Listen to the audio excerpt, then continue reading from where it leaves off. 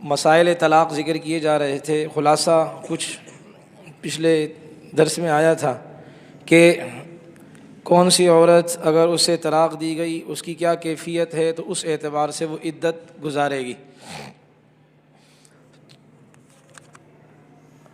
اس کو تھوڑا سا خلاصے میں ذکر کر دوں تاکہ بات تازہ ہو جائے، آگے جوڑنے میں آسانی ہو، کہ اگر ایک عورت کو اس کے خاوند نے طلاقیں دے دی 3، اور یہ بات آئی تھی کہ طلاق دینے کا طریقہ، بہتر طریقہ کیا ہے، اگر بہت مجبوری ہے بہتر طریقہ کیا ہے، وہ آپ کے سامنے بات آ گئی تھی۔ تو اگر طلاق دینی ہی ہے تو ایک طلاق دے دے پاکی کی حالت میں، جس میں صحبت نہ کی ہو، اور پھر وہ عدت گزارے۔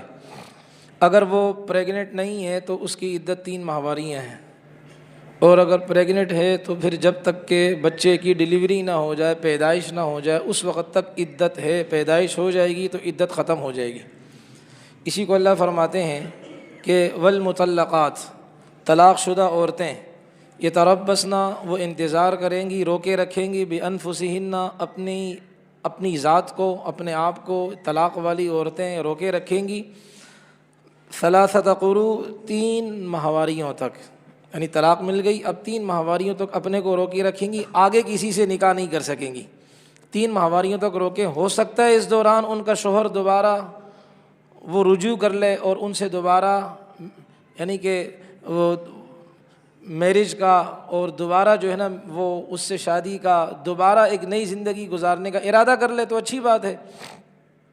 تو اس لیے وہ 3 ماہواریوں تک تو کیا ہے، وہ آگے نکاح نہیں کر سکتی، ہے ہی نہیں، اس کا اعتبار ہی نہیں۔ اب میں نے عرض کیا کہ اگر وہ اس کا پاؤں بھاری ہے، امید سے ہے، تو پھر اس کی عدت کیا آئے گی کہ جب تک کہ بچے کی پیدائش نہ ہو جائے۔ اسی کو اللہ نے فرمایا اب یہ اس عورت کی ذمہ داری ہے کہ اگر اس کی کیا ہے، وہ امید سے ہے، تو اس بات کو چھپائے نہ کہ جی چلو میں چھپا لیتی ہوں، اور جلدی 3 مینسز کے جو ہے نا پیریڈ ہوتا ہے میں گزار لوں گی، جھوٹ موٹ کی کہوں گی میری عدت ختم ہو گئی، حالانکہ عدت اس کی ختم نہیں ہے شریعت کے اعتبار سے، اس لیے کہ یہ امید سے ہے۔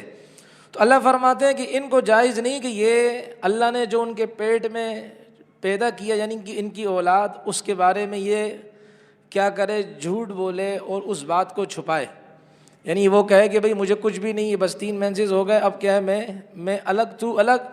تو اس صورت میں کیا ہوگا، اس کی عدت ختم ہی نہیں ہوئی ہے، دوسری جگہ نکاح کرے گی، وہ نکاح نہیں، وہ زنا ہوگا۔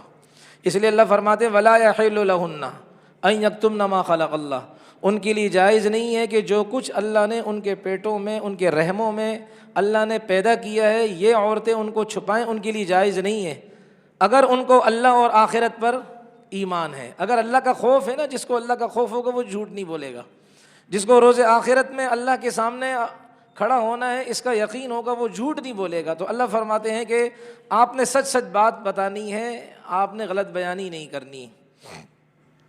وَبُعُولَتُهُنَّ، اور ان عورتوں کے جو خاوند ہیں جنہوں نے 1 طلاق دی یا 2 طلاق دی، 3 طلاقیں نہیں، اس میں تو معاملہ ہی بالکل ختم۔ وَبُعُولَتُ، جنہوں نے 1 طلاق دی یا 2 طلاقیں دی، تو اللہ فرماتے ہیں ان کے خاوندوں کو حق ہے کہ دوبارہ اس مدت میں ان کے اپنے پاس لوٹا لیں، کہ وہ کہہ دیں کہ بھئی ٹھیک ہے غلطی ہو گئی ہے، آئندہ کے لیے میں ایسا نہیں کروں گا۔ ان ارادو اصلاحا، اگر ان کے شوہروں کا ارادہ اصلاح کا ہو، کہ غلطی ہو گئی، یہ ہو جاتا ہے انسان سے۔ تو یہ بات آپ کے سامنے آ گئی۔ اب اگلی بات شروع ہوگی، تو اس سے پہلے 1-2 طلاق کے اور مسئلے عرض کر دوں، پھر کچھ تفصیلی بات طلاق کے بارے میں اگلی آیتیں آ رہی اس میں، کہ یہ رسول پاک علیہ الصلوۃ والسلام کے زمانے میں بھی 3 طلاقیں 3 شمار ہوتی تھیں۔ آج کل یہ دماغ چلایا جا رہا ہے نا کہ یہ 3 طلاقیں ایک ہی ہے، ایسا نہیں۔ نبی علیہ السلام کے زمانے میں 3 طلاقیں 3 ہیں، یہ کچھ ہلکا سا اشارہ ابھی دوں گا، اور پھر اس کے بعد کیا الطلاق مرتان جو آیت آ رہی وہاں بھی ہوگا کہ 3 طلاقیں نبی علیہ الصلوۃ والسلام کے زمانے میں 3 ہی ہوتی تھیں۔ اس کی 2-3 مثالیں، اور دیکھیں 3 طلاقیں اکٹھی دینا ہے برا کام، ہے برا کام، لیکن پڑ جاتی ہیں۔ رسول پاک علیہ الصلوۃ والسلام کے صحابی ہیں حضرت عویمر عجلانی رضی اللہ عنہ، سہل ابن سعد، یہ فرماتے ہیں کہ عویمر عجلانی رضی اللہ عنہ، ان کا اپنی بیوی کے ساتھ کسی معاملے میں ان کا کیا ہے، ترشروئی ہوئی، آپس میں تلخ کلامی ہوئی، بات آگے بڑھ گئی، اب انہوں نے لعان کیا. لعان یہ وہ صورت ہوتی ہے کہ میاں بیوی کو جب اعتماد ختم ہو جاتا ہے پھر یہ کیا کرتے ہیں, ایک دوسرے پر قسمیں اٹھاتے ہیں, 4 قسمیں اٹھاتے ہیں. یہ لعان کی وجہ سے کہ لعان لعنت سے, کہ اگر میں جو بات کر رہا ہوں اگر میں اس پر جھوٹا ہوں تو مجھ پر اللہ کی لعنت ہو, اس طرح کے الفاظ کہے جاتے ہیں. تو لعان کیا حضرت عویمر نے اپنی بیوی کے ساتھ, بیوی نے کیا.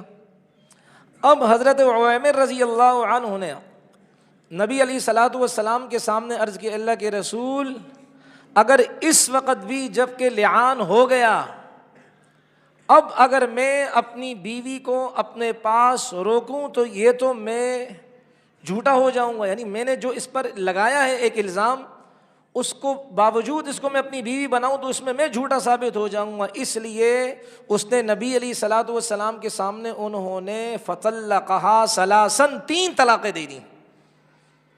رسول پاک علیہ الصلوۃ والسلام نے, ابو داؤد کے اندر آتا ہے, یہ تو مسلم کی روایت, ابو داؤد شریف میں آتا ہے فانفذہ رسول اللہ, نبی علیہ السلام نے ان کی 3 طلاقوں کو نافذ کر دیا. آپ علیہ السلام نے یہ نہیں فرمایا نہیں بھائی تمہاری 1 طلاق ہوئی ہے. رسول پاک علیہ الصلوۃ والسلام نے ان کی 3 طلاقوں کو نافذ کر دیا کہ بس تم نے اب 3 طلاقیں دے دی تو دے دی, اب تو ہو گئی ہیں.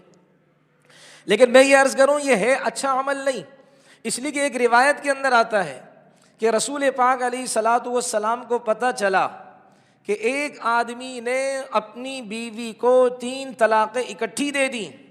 اللہ کے رسول علیہ السلام غصے میں آ گئے اور آپ علیہ الصلوۃ والسلام نے فرمایا, جس کا خلاصہ یہ ہے ایلعب بکتاب اللہ وانا بین اظہرکم, میرے ہوتے ہوئے تم اللہ کی کتاب کے ساتھ کھلواڑ کرو, میں محمد تمہارے درمیان موجود ہوں. اور اللہ نے ایک طریقہ بتایا ہے کہ اگر بیوی سے اپنے آپ کو الگ ہی کرنا ہے, اس کے علاوہ کوئی چارہ نہیں ہے, تو آپ 1 طلاق دے کر فارغ کر دیں, لیکن 3 اکٹھی طلاقیں دے دیں, یہ تو اللہ کی کتاب کے ساتھ کھیل ہوا. اللہ کے نبی علیہ السلام نے اس انداز سے فرمایا کہ ایک صحابی کھڑے ہو گئے اور عرض کی اللہ کے رسول افلا اقتلہ, کیا میں جا کر اس کی گردن نہ اڑا دوں جس نے یہ 3 طلاقیں اکٹھی دی ہیں. نبی علیہ السلام نے منع فرمایا.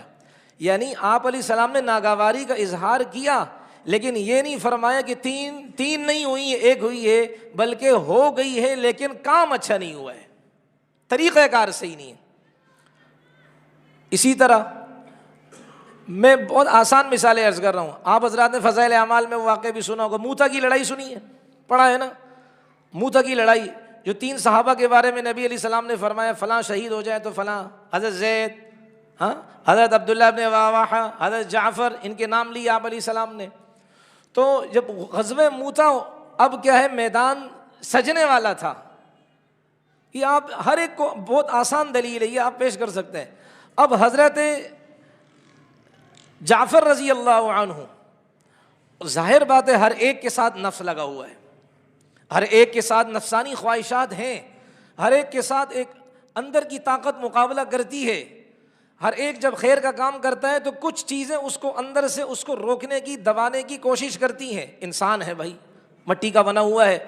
تو اب ان کا نفس تھوڑا سا تردد میں آ رہا تھا, شک میں آ رہا تھا, ارے جاؤ گے تو پیچھے کیا ہوگا, بیوی موجود ہے, تمہارے غلام اور تمہاری باندیاں موجود ہیں, تم شہید ہو گئے تو کیا ہوگا, یہ آتا ہے. اس لیے بھائی میں ایک درمیان میں بات عرض کر رہا ہوں کہ نفس کا جہاد, یہ نفس کو ساتھ لے کر گئے تھے. حضرت جعفر رضی اللہ عنہ یہ ساتھ لے کر گئے تھے, وہاں نفس کی کشمکش چل رہی تھی, نفس ان کو مجبور کر رہا تھا واپس ہو جاؤ, یہ نفس کا جہاد ہے, میدان جہاد میں بھی ہے. تو حضرت جعفر نے فرمایا رضی اللہ عنہ کہ اے میرے نفس, تو کس چیز کا وہ کہہ رہا ہے, تو مجھے میری بیوی یاد دلا رہا ہے کہ میں بیوی کی وجہ سے رک جاؤں اللہ کے راستے میں شہید ہونے سے. جہاں میں نے اپنی بیوی کو فہیہ طالقۃ ثلاثہ, اس کو میں نے 3 طلاقیں دی. اب دیکھیں یہاں حضرت جعفر رضی اللہ عنہ ایک ہی لفظ میں 3 الفاظ کہے, 3 دفعہ, طلاق نہیں کہا, طالقۃ ثلاثہ, میں اس کو 3 طلاقیں دیتا ہوں. 3 طلاقیں پڑ گئیں. اس لیے کہ اگر وہ 1 دیتے, میں کہ 3 سے مراد اگر یہ ہوتا نا 1 ہے تو پھر تو مزہ نہ آتا نا. اس لیے کہ وہی کہتے ہیں ہاں یار 2 تو ابھی بھی باقی ہیں, تو پھر تو وہ معاملہ ادھر ہی رہ جاتا. بھائی جان ہی چھڑانی تھی ان کو,